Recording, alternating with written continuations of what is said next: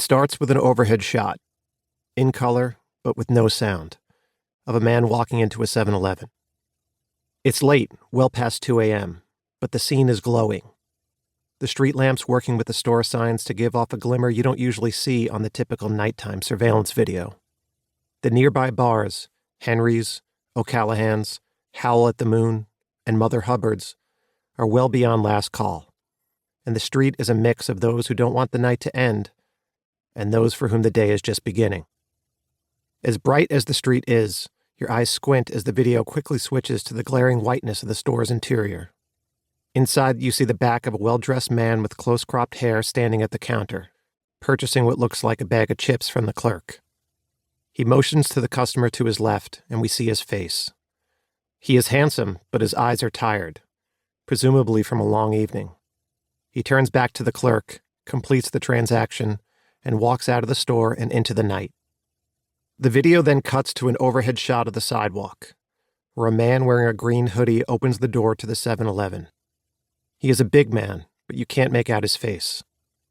He is barely inside the store when a security guard who is manning the door on the sidewalk comes up behind him, says something to get his attention, and then performs the universal take-a-hike gesture with his thumb.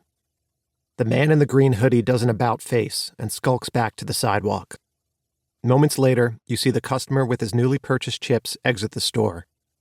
In a minute, you'll learn the man's name when a caption flashes at the bottom of the screen. He is Marcus Gaines, a bartender at the Chicago Marriott on Michigan Avenue. As Marcus exits the store, the man in the green hoodie steps in front of him. For the first time, you can see his face, a menacing brow perched over angry eyes and an angrier scowl. You can see him yelling. He gets in Marcus's face. He gets in the security guard's face. He gets back into Marcus's face. Marcus turns his palms up as if to say, "Why are you so mad?" and then tries to walk away. The man in the green hoodie follows him. The video then cuts to a traffic camera across the street, and the images transform from a brightly lit close-up of animated humans to an overhead shot of grainy, pixelated ghouls. But you can still make out Marcus and the man in the green hoodie. You watch Marcus walking quickly towards the crosswalk, walking away from the confrontation like everyone tells you to do. Just walk away. But the man in the green hoodie pursues him. Marcus's walk turns into a run.